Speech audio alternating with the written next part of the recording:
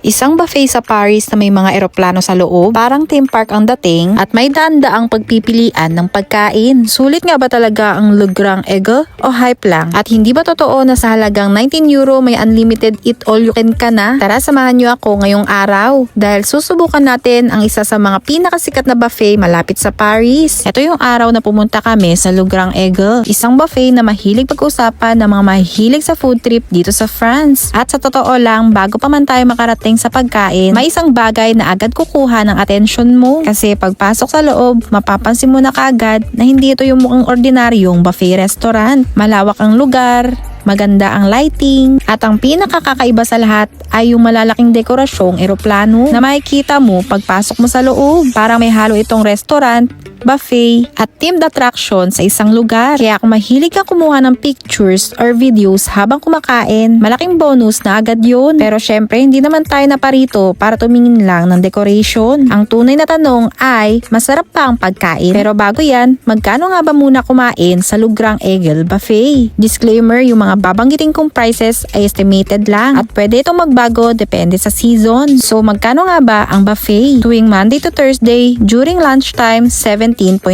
euro. Kapag naman dinner time, 24.90 euro. Kapag naman Friday, during lunchtime, same pa din, 17.90 euro. Pero kapag dinner time, 26.90 euro. Medyo nagiba na siya. And kapag naman weekend, tuwing Sabado, during lunchtime, 24.90 euro. And kapag dinner time, 27.90 euro. And kapag Sunday, lunch and dinner time, 26.90 euro. Bali same pa rin. During holiday, lunch and dinner time, 27.90 euro. Sa adult pa lang yan ha. Kapag naman mga bata na nasa 110 cm ang height, nasa 9.50 euro. Kapag naman mas mababa sa 140 cm ang height, nasa 13.50 euro. So nagbe-base siya sa height, hindi sa edad ha. Sabi ko nga sa inyo, ang price dito nag-iiba-iba depende sa season at sa time ng kain. At oo nga pala, matatagpuan lang ito sa Dusong Soissons Trois Avenue de la République, bandang Épinay-sur-Seine, France. Ngayon, ano-ano nga ba ang mga kain dito? Meron silang sushi at maki, merong noodles at fried rice, may mga seafoods like shrimps,